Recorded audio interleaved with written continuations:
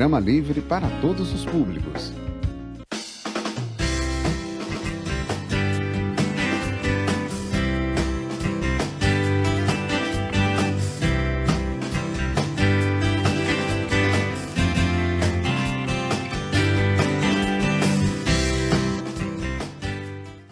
Boa noite, estamos iniciando o programa Papo Aberto pela TV Canção. Você já imaginou que o estresse pode gerar problemas na coluna?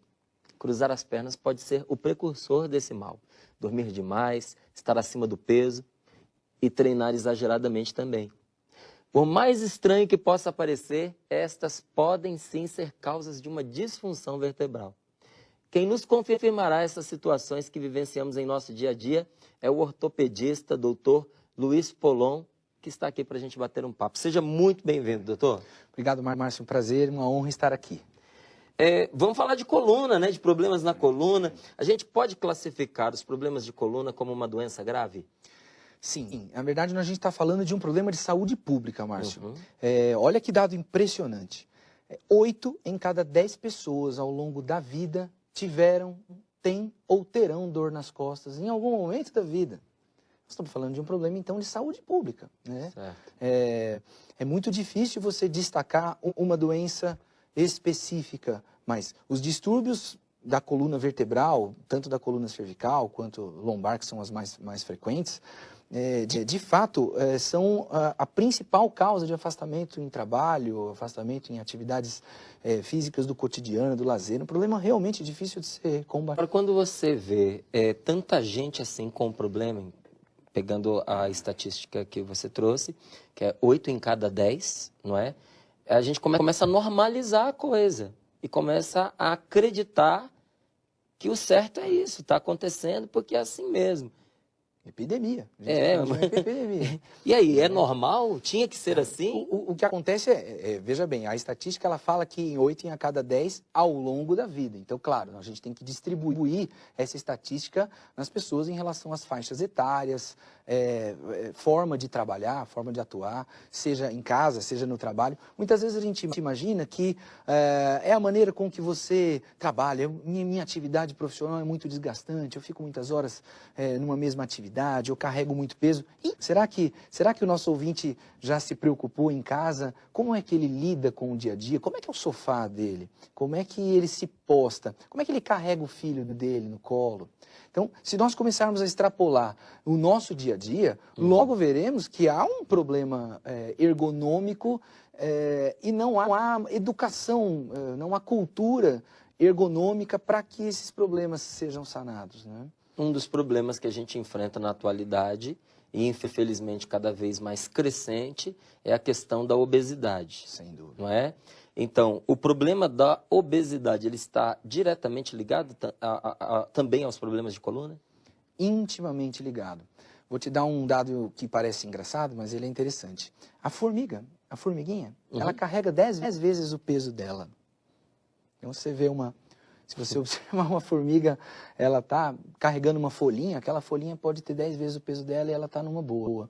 O ser humano ele não suporta mais do que 20% do seu peso ideal. Então nós não fomos... Limite ali, 20%. 20% do peso ideal. Então estou falando de um índice de massa corpórea, né, tolerável, até no máximo 20% do peso dele. Então se você tem trabalhadores, vou falar em várias atividades profissionais, 20% é fichinha, ele faz isso todo dia ao longo da vida dele. Então obviamente a nossa coluna, o nosso arcabouço ósseo não foi constituído para segurar essa sobrecarga. Já de antemão, nós não estamos completamente adaptados à posição bípede. Isso a antropologia mostra. Né? Estamos ainda em processo de adaptação. Em processo de adaptação fisiológica. Então, tanto é que nós temos mais varizes nas pernas do que nos braços, tanto é que nós temos mais artrose no quadril do que no ombro, mais dificuldades na coluna lombar do que realmente na coluna cervical. Quer dizer, as articulações que carregam o peso do corpo, elas têm uma... Sofrem mais. Sofrem mais justamente porque essa adaptação ainda ela não está consagrada, vamos dizer assim.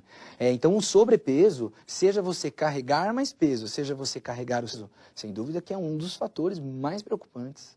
A gente estava batendo um papo aqui antes de ir ao ar e que o doutor estava me explicando sobre um tripé aqui do cuidado com a coluna.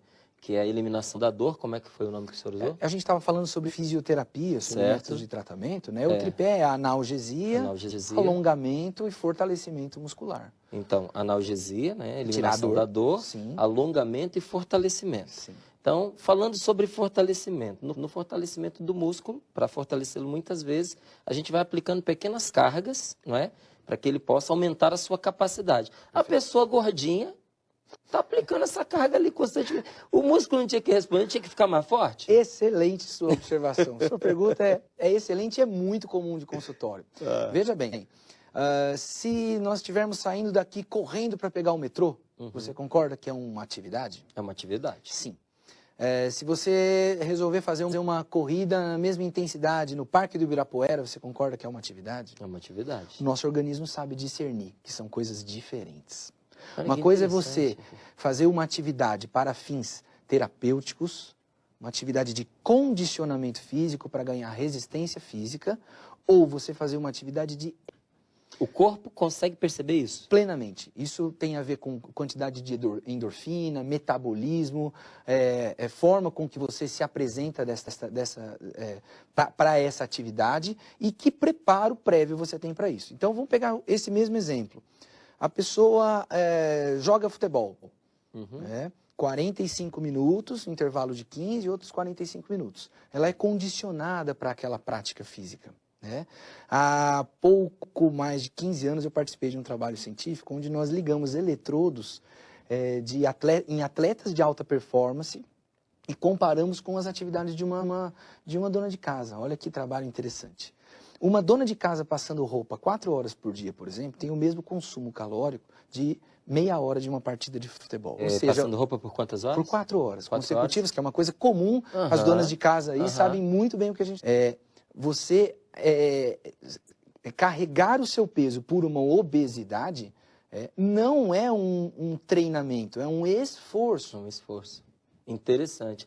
É claro, aqui a gente vai salvaguardar alguns benefícios nessa pergunta que eu vou, na comparação que me surgiu agora, mas eu acredito que ela também, essa explicação se aplica a ela, que é você sair ao final da tarde para uma caminhada de 30 minutos, não é? Para ativação da condicionamento físico. Condicionamento físico. E você ir praticamente os mesmos 30 minutos a caminho do trabalho. Perfeitamente. É diferente. Diferente. É óbvio que para o indivíduo completamente sedentário, os médicos, a sociedade médica, claro que determina, faça alguma coisa. Você mora no 2º andar do prédio, suba de escada. Melhor do que nada. Claro, é muito melhor do que nada. Agora, vamos trabalhar o seu condicionamento físico real? Vamos fazer uma avaliação física, clínica, cardiológica, vamos determinar qual é o seu limite e vamos começar a trabalhar isso. O exercício, o fortalecimento muscular que você mencionou no tripé, ele trabalha realizando microlesões do músculo. O músculo, quando você faz o exercício, a academia que seja, e você sai com aquele dia com o músculo dolorido, essa dor é por uma microlesão do músculo.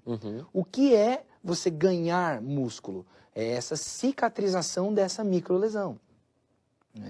Existem medicamentos que você pode usar para diminuir o sintoma do quadro doloroso. E eles alteram também o efeito ou não? Não. É só a dor, eles alteram desconforto. o desconforto.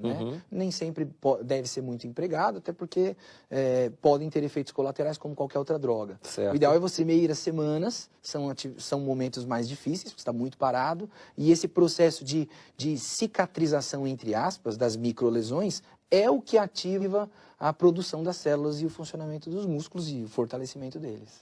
Quando é que a gente percebe que o problema que a pessoa teve na sua coluna exige uma intervenção cirúrgica? Perfeito. Nós classificamos o quadro doloroso em fases, tanto por tempo, quanto por frequência, quanto por intensidade. Então, de um modo geral, dor nas costas, vamos falar de uma dor nas costas, entre aspas, corriqueira, quer dizer, aquele quadro doloroso, aquele sinalzinho. A gente tem que lembrar que a dor é um mecanismo de defesa, ela está te avisando que está acontecendo alguma coisa. Se nós temos mais ou menos tolerância à dor, isso varia muito de pessoa para pessoa. Mas de um modo geral, uma dor lombar, sem uma história de um trauma, de uma pancada, de uma batida que começa de uma forma insidiosa, leve, gradual, progressiva, 1, 2, 3 semanas, sem melhora com repouso, ou volta a Rapidinho. incomodar, atrapalha o seu dia a dia, o cotidiano, de um modo geral, vale a pena já procurar investigação médica. Né? Episódios, doutor, eu tinha uma dor nas costas por ano, tomava lá um analgésico comum e melhorava. Agora eu tenho uma por mês. Né? Quer dizer, aumentou a frequência. Muitas vezes esse aumento do desconforto, antes de falar da dor, vamos começar pelo desconforto, né? Isso. Esse desconforto, por exemplo, lombar, não é? Ele vem com a idade? Existe uma idade em que a pessoa começa a sentir mais, por exemplo, a lombar? Nunca teve problema, agora ela está começando a ter. De um modo geral, nós temos visto que pessoas cada vez mais jovens vêm desenvolvendo esse quadro. Isso é uma preocupação. Assim, mas em função do quê? Em função de sobrecarga, em função de distúrbios mecanoposturais, de alimentação irregular. Fica muito tempo sentado? Muitas horas na mesma posição, claro. Nós fazemos atividades de ortopedia ocupacional em algumas empresas e em alguns casos são muito interessantes, porque justamente o que você preconiza é a mudança da atitude. É você alternar posições ao longo da sua jornada, seja ela de trabalho, seja ela fora do trabalho. Então, nós estamos aqui 40, 50 minutos, levanta. Poxa, mas eu estou tão entretido com aquela atividade, respondendo um e-mail, fazendo ainda que numa atitude postural perfeita, adequada, 45, 50 minutos. É muito tempo, cansa. Muito tempo. Muito tempo. Então, nada de você ter a água ali. Vai buscar a água. Vai ao banheiro. Criar umas certas dificuldades, né? Para você se exercitar. Sim, uma vez nós criamos aí um mecanismo nos computadores que a gente colocava um reloginho, né? Deu 50 minutos, ele vai tocar o reloginho, vai ter que levantar e tal. Então, mecanismos onde a pessoa institua-se uma rotina de mudança de hábito, para você realmente fazer a mudança das posições. Então, falando de mudança de hábito, tem gente que, por exemplo, tem o hábito de cruzar as pernas. Já apresentando aqui a nossa entrevista, eu dizia que cruzar as pernas pode ser um problema. Por que é um problema? E é gostoso, né? É a hora de delícia, sentar né? e cruzar as pernas. Elegante, né? O que acontece é que, ao cruzar as pernas, de um modo geral, você bascula, você muda a posição da sua bacia. E a coluna vai junto. Então, você desenvolve um desvio na sua coluna e você pode permanecer com a coluna com aquele desvio e isso pode gerar alguma mudança. Você cruza a perna, dá o desvio e ele fica. Ele fica ali, até você substituir. Então, não é que você não deve nunca cruzar as pernas, você pode fazer isso. Mas evitar. Mas você precisa fazer a alternância, isso não pode ser um hábito para você. Então, cruzou para um lado, tem que cruzar para o outro também. Pior é contar o tempo, né? Peraí, vamos mudar de lado. Dicas para a gente fazer essa transformação, porque ela não é fácil. Não é fácil. Faço falar, eu brinco com os meus pacientes o tempo todo, né? Sempre depois da frase vem um sorriso. Fácil falar, doutor. É isso mesmo, é fácil falar, difícil de fazer. Primeiro, nós precisamos ter a convicção de que desejamos fazer. Desejar. Você querer fazer uma mudança e infelizmente vai pela dor, né? Não vai pelo amor, vai pela dor. Então, esse desejo chega juntamente com outra coisa, a dor, né? Eu tenho tanta dor e agora eu quero melhorar a minha postura. Então, o desejo é importante. Por que eu estou citando isso? Porque não é confortável, não é agradável, não é um tratamento gostoso. O brasileiro ele tem uma cultura do medicamento. Então, se o paciente não sair do consultório com uma receita, esse médico não é bom. Ele não me receitou uma medicação, ele só me falou um monte de coisa que eu não consigo fazer. Então, mudar hábitos na sua rotina do dia a dia. Dona de casa precisa lavar 4 banheiros no mesmo dia? Será que a gente não pode... precisa lavar aquela pilha de louça, né? A manhã toda, você não pode lavar 15 minutos, mudar, parar um pouquinho, dar uma alongada. Será que a louça vai sair correndo? Então, coisas nesse sentido, é isso que a gente se baseia no consultório. Quer dizer, vamos mudando. Vamos lá, dona Maria, pega a rotina, conta para mim rapidamente a sua rotina. Então, as dicas, elas vêm do que o paciente traz. Isso que normalmente costuma agregar. Puxa, doutor, essa dica foi interessante, essa serve para mim. Coisas nesse sentido. O sofá, será que esse sofá está realmente adequado? Vamos dar uma olhada nesse sofá? Tira uma foto, traz para mim esse sofá para a gente ver. 8 horas praticamente do nosso tempo a gente passa deitado num colchão. Né? Então, antes da gente falar disso, só para eu não esquecer, cruzar os braços também é ruim, como é o cruzar as pernas? Para a biomecânica da coluna é menos, né? Menos, Você tem né? uma sobrecarga menor. Essa pessoa também tem o hábito, força. Sim, força, você acaba forçando o tronco, a sua coluna dorsal. Mas ele tem uma significância menor com a pessoa estando parada. Certo. Andando, não. Andar de braço cruzado, eu já vi algumas pessoas ruins de você andar e não deixar os braços fazerem o movimento natural de quem anda.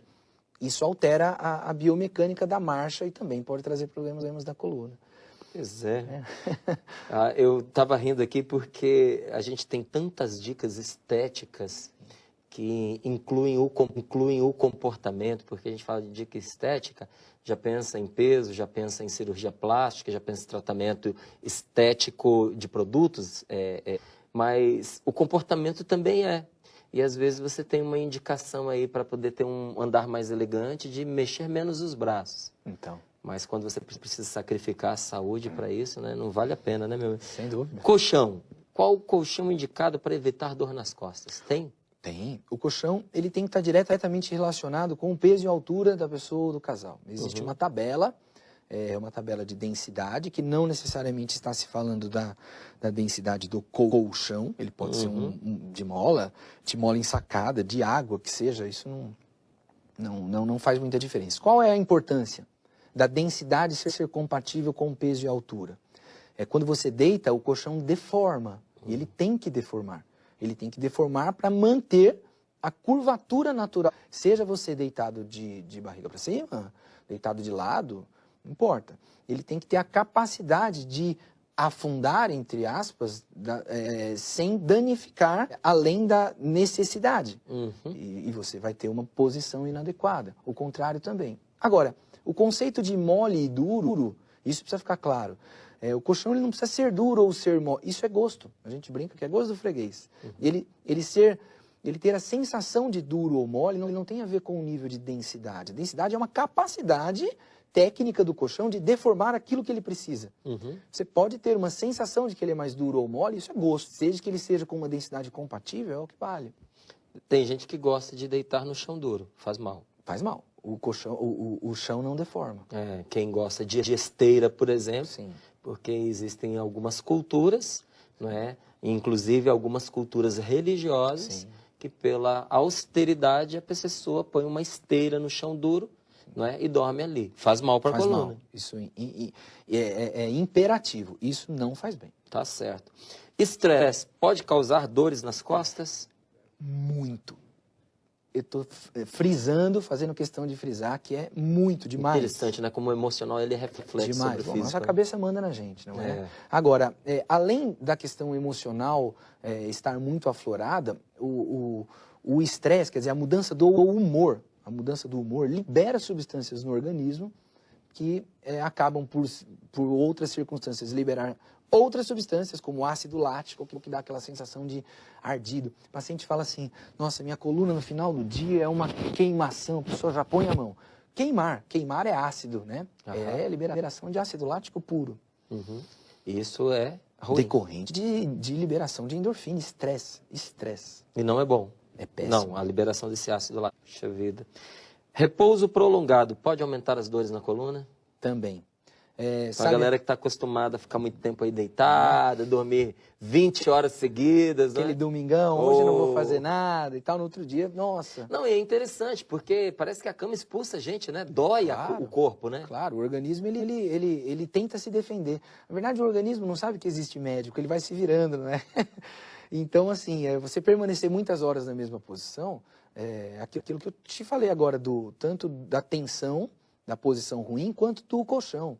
Chega uma hora que o organismo precisa mesmo sair daquela posição inadequada. Né? Então, sem dúvida que permanecer muitas horas na mesma posição, seja ela em repouso ou não, faz mal.